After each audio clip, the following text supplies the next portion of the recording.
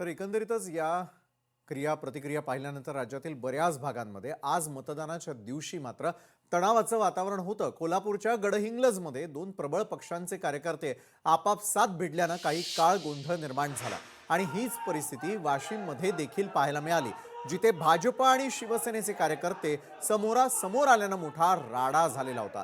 अंबरनाथमध्ये तर परिस्थिती इतकी हाताबाहेर गेलेली होती की जमावाला पांगवण्यासाठी पोलिसांना चक्क सौम्य लाठी चार्ज करावा लागलेला होता।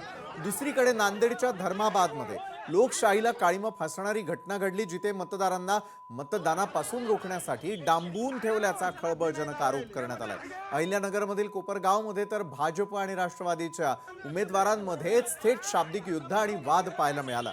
अनेक ठिकाणी झालेल्या या राड्यांमुळे मतदानावरती तणावाचं सावट असलं तरी देखील मतदारांनी आपला हक्क बजावलेला आहे। आता या वादाचा आणि संघर्षाचा परिणाम उद्याच्या निकालावरती कसा होतो हे देखील पाहणं महत्त्वाचं ठरणार आहे।